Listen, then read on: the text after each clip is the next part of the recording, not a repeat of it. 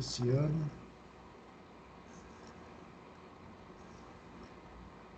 Ok, estamos de volta com o nosso quarto e último bloco. Fique por dentro, é o quadro mais importante aqui do nosso programa, aonde também muitos buscam, aonde tem a participação, né? Às vezes até de outros profissionais, mas hoje nós vamos continuar aqui com a doutora Isabela Cortes, que está muito bom. Nossa, você que está sintonizando agora conosco, nós estamos falando sobre depressão e ansiedade. E já falamos no início aqui sobre depressão, depois mergulhamos na ansiedade, porque eu creio que é a porta que leva para a depressão, para a angústia, para o estresse, e um montão de coisas, como nós já vimos aqui. Mas, doutora, o problema da depressão, ele é causado por uma alteração bioquímica no cérebro? Também, em alguns casos, não em todos. Então, esse já é o campo das neurociências, né? Aí a gente entra Eu numa quero até questão. aproveitar também já sobre isso, e qual é a consequência direta desse problema nos neurônios, né? Já que a senhora falou neurociência, me lembrei lá para não esquecer. Então, pelo campo das. Aí que a gente acaba entrando, né, naquelas questões acadêmicas, que trocando em miúdos, a gente coloca Tostines é bom porque é fresquinho porque é bom. Né? Isso é para um tempo mais, né, da minha idade, né? Era um comercial que trazia isso. Então, porque às vezes a gente tem, né, essa dicotomia entre a causa e a consequência. Então, por exemplo, em relação à depressão. É um distúrbio neuroquímico que me gera uma depressão ou a depressão gera um distúrbio neuroquímico? Então, muitas vezes os especialistas, eles ficam entre essas duas questões, né? Alguns especialistas acreditam que a questão neuroquímica vai gerar a depressão, como, por exemplo, os neurocientistas. E muitos outros, como os psicanalistas como eu, acreditam que é o contrário, que justamente a pessoa, por outros motivos, vai chegar a uma depressão e, como consequência, vai gerar um neuroquímico, uma disfunção neuroquímica. Então, primeiro vem o sofrimento e depois vem a questão do, do corpo. E em outros casos, a pessoa pensa que primeiro vem o corpo para depois vir o sofrimento. Eu sou adepta de pensar sempre que o pensamento, ele antecede o pensamento e o sentimento, e ele antecede qualquer coisa que se materialize, né? Agora, existem alguns casos também, claro, que a pessoa, ela tem, aí já são exceções, já não é a maioria dos casos, né? Que a pessoa tem uma deficiência vitamínica, que a pessoa tem uma deficiência de lítio, porque o lítio ele não é produzido pelo nosso corpo, mas ele é uma substância que nós encontramos em alguns alimentos e tal, e também é uma substância química, porque existe o carbonato de lítio presente nos medicamentos antidepressivos. Algumas pessoas vão precisar disso para ajudar a sair do estado de depressão. Qual Então, alimento, assim, doutora? Quais os alimentos que têm o lítio? é, um alimento que tem bastante lítio é a lentilha. Eu não sou especialista da alimentação, então eu não sei de todos, mas a lentilha e a alface eu sei que tem, tá ok? A Então, lentilha e a alface. Então, alguns alimentos, né, é sempre bom buscar um ortomolecular, um nutricionista. Alguns alimentos, eles podem facilitar, mas que não é só o lítio, não, tá? Eu dei um exemplo do lítio, mas tem vitamina B, vitamina D. Existe muita depressão associada à deficiência de vitamina D no organismo. olha o sol Então, aí, gente. exatamente. E a gente vê, né, como essas coisas elas vão se, né, fundindo, né? Porque na realidade, vê como o sol ele traz energia.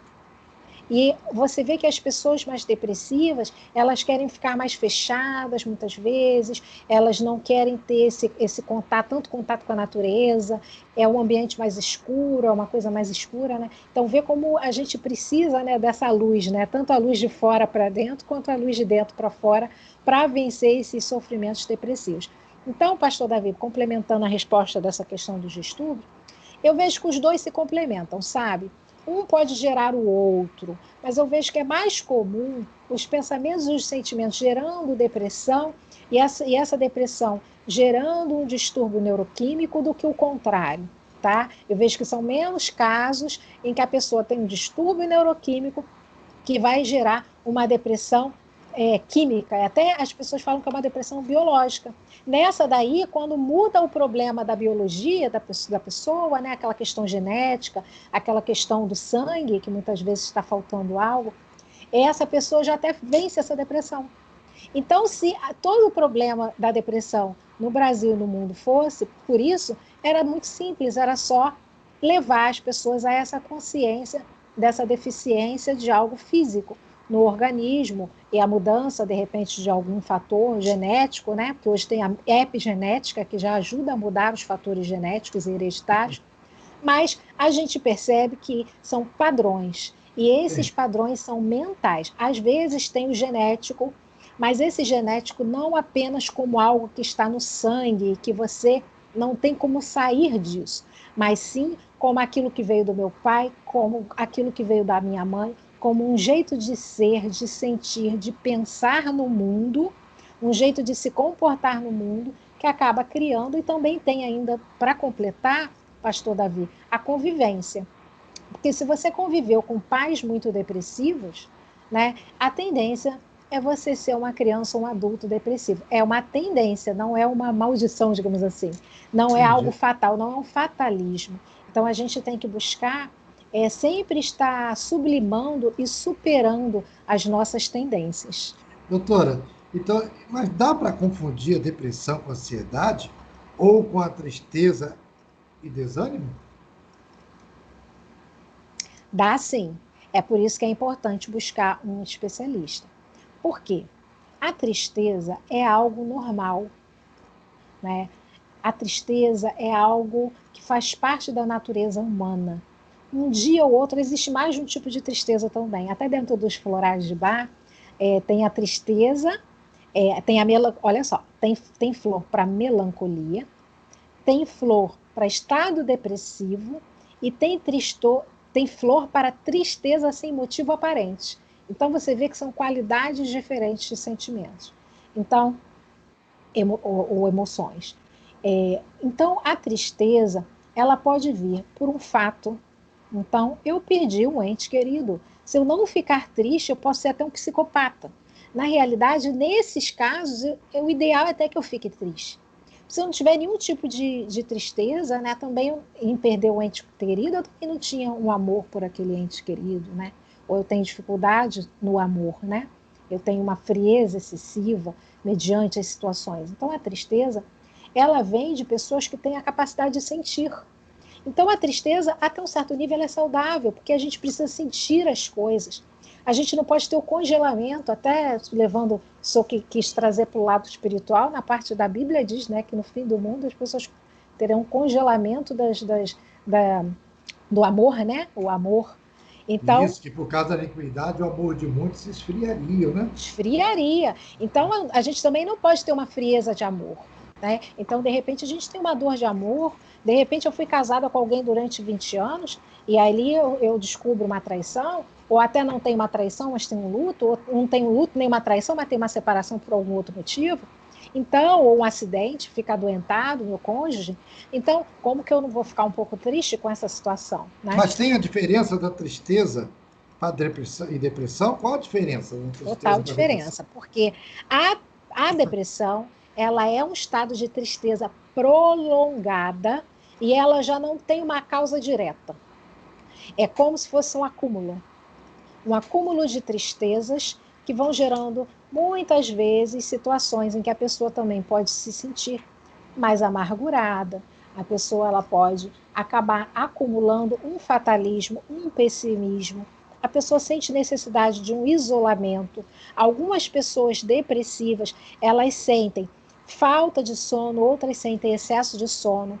E eu vou retornar ao isolamento para não ficar equivocado, porque na realidade, como voltando ao cada um é um, existem pessoas depressivas que vão para o isolamento e existem outras que fazem o contrário. Elas vão para fora. Então, muitas vezes uma pessoa depressiva, ela tem muitas ações, ela tem até um certo sintoma excessivo de hiperatividade, né?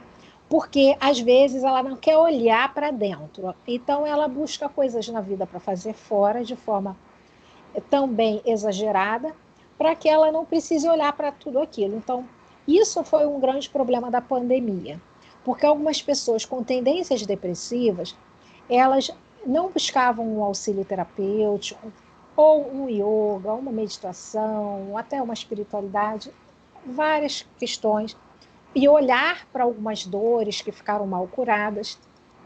E, na verdade, elas iam muito para fora, né? Uma vida muito de muitas ações, né? Então, hoje eu trabalho, amanhã eu trabalho mais um pouco, no outro dia eu estudo, no outro dia eu faço isso, eu faço aquilo, e aí no final de semana é para descansar, que descansar que nada, deixa eu ir para uma maratona.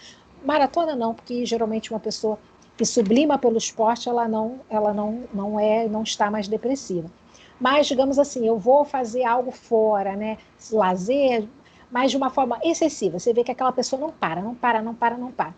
E em muitos casos, pessoas da Mas pandemia eu que entendi o que a são senhora assim quis dizer. e O lado, eram assim, caíram em depressão pela é, primeira vez, pela primeira vez. mas o lado da maratona que a senhora quis dizer, porque maratona lembra o quê? Aquela caminhada que são 40 quilômetros, né, prolongada. E tem pessoas que gostam de ficar dentro de um problema por toda a vida, ela não quer sair dele, parece que atrai aquilo É. para ela. Né? Doutora, tá bom, e qual a relação da depressão com o suicídio? Né? Nós falamos no segundo bloco, se eu não me engano, sobre isso, e eu queria, né, que qual a relação da depressão com o suicídio e se a depressão pode levar ao suicídio? Duas perguntas em uma. Sim. A maioria das pessoas que comete o suicídio são pessoas com depressão. E como a depressão não é tratada, acaba muitas vezes gerando situações exacerbadas. Não que uma pessoa em tratamento não possa vir a se suicidar. Infelizmente existem casos, mas são bem menos casos. Então, geralmente, uma pessoa quando ela chega no último ponto, né, da desilusão com a vida, porque vamos raciocinar o que tem por trás disso tudo. Uma grande desilusão. A vida ela perde o sentido. Aí a gente tem que ir para aquele campo do existencialismo também, né? Quem eu sou, de onde eu vim, para onde eu vou, qual o sentido da vida. Existem estudos que provam que as pessoas que tentam suicídio, elas perderam o sentido da vida. Elas não encontram sentido na vida. É como se fosse assim, elas pensassem assim, isso tudo aqui é uma bobagem, ou é por acaso, ou tudo isso daqui é um circo de horrores, e eu não tenho mais razão de viver. E também pessoas que estão muito apegadas às situações do passado. Eu digo tudo isso para que a gente traga uma ampliação, né, de olhar para tudo isso, mas de forma alguma, de uma forma preconceituosa, que todos nós, em algum momento da nossa vida, podemos ter sentido dificuldade de desapegar de algo, né? Então, existem mágoas muito profundas, abusos sexuais, existem situações de humilhação, de rejeição, né? Que vão gerar dores, né? Que a gente vai precisar ir curando aos poucos. Só que, às vezes, em algumas pessoas, essas dores são muito profundas ao ponto de fazer com que elas não sintam e não vejam mais sentido na vida. E aí, E doutora, que, e como a família pode ajudar nessa situação? Continuando o que a senhora está falando, a família perfeitamente, pode ajudar? primeiro lugar, então vamos lá. A família pode ajudar, em primeiro lugar, não tendo o preconceito de achar que aquela pessoa, por exemplo, ela é preguiçosa, porque isso é muito comum, confundir depressão com preguiça. É claro que às vezes a família também está desavisada, desinformada, e que ela desconhece os sintomas de uma depressão, então, obviamente, de uma maneira mais leiga e de uma forma mais assim, generalizada, ela pode achar que é uma preguiça, até mesmo entre adolescentes, né? Porque é muito comum. E as duas coisas, elas existem, né? Por exemplo, o adolescente já tem uma certa preguiça natural, né? Porque são tantos os conflitos, né? Dessa fase de transição da vida, que às vezes vem com um pouco de rebeldia, porque ele está ali com um conflito também de quem sou eu, entre essa criança e esse futuro adulto, quem sou eu? Vem tantos conflitos, aí fica um pouco rebelde e tudo isso, e às vezes vem aquela preguiça, mas preciso observar essa linha tênue entre a preguiça e a depressão. Você vê que a preguiça é uma situação em que aquela pessoa vai ter aqueles desânimos para algumas situações pontuais. Mas a depressão, a pessoa vai ter o desânimo consigo mesma, a pessoa vai ter o desânimo com o outro. Em fazer lazer, a pessoa vai ter um desânimo até com o lazer. A pessoa vai ter um desânimo em confiar em pessoas. A pessoa vai ter um desânimo em criar um projeto de vida para o futuro. Porque para você projetar algo para o seu futuro, o que você quer ser? Né? Você tem 15 anos. Para você pensar se você quer ou não quer fazer uma faculdade, se você quer fazer um tecnólogo, se você vai onde você vai trabalhar, com o que você vai trabalhar, o que você gosta, primeiro você tem que ter o gosto de viver. Para você querer Sim. depois ter um segundo gosto por alguma coisa, seja por uma profissão, seja por uma ocupação, por um estudo ou o que for. Então, a pessoa depressiva, ela vai perdendo o gosto das coisas, né? O sabor da vida. Entendi, doutora. E assim como a pessoa ela perde o sabor da vida, é, ela, por acaso, qual o grande perigo à família que ela pode oferecer? Ela oferecer um perigo à família, Não, se ela oferece, né? O depressivo ele oferece algum oferece um perigo à perigo à família? família. Veja bem, o maior perigo que o depressivo oferece à família é a dor de um suicídio. Porque a família de um suicida geralmente se culpa muito.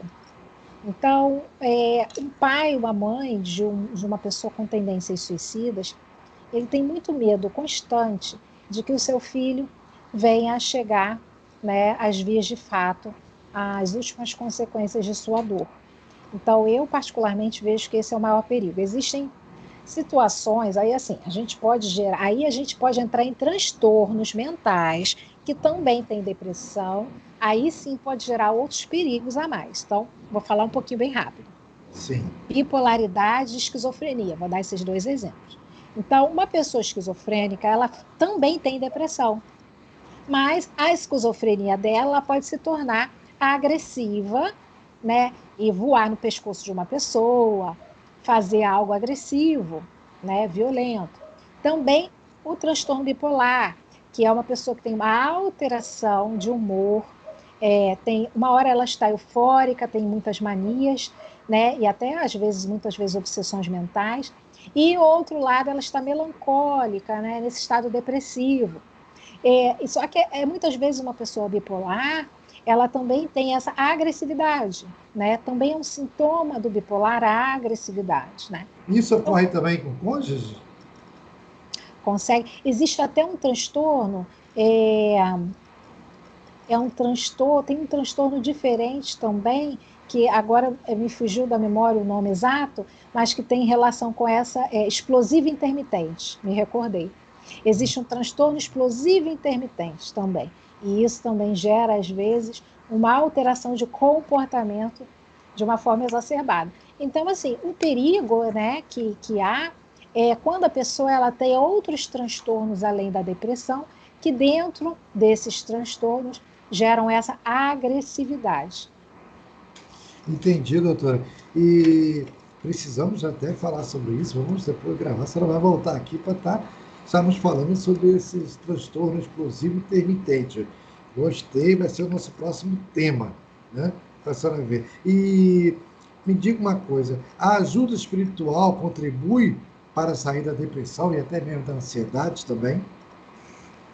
Sim, porque, como as pesquisas dizem, quem busca um suicídio, por exemplo, né, quem acaba, né, chegando às últimas consequências, tem pensamentos suicidas e muitas vezes isso vai ao ato, essa pessoa, ela perdeu o sentido da vida. E por trás de todas as religiões e credos e práticas espirituais, existem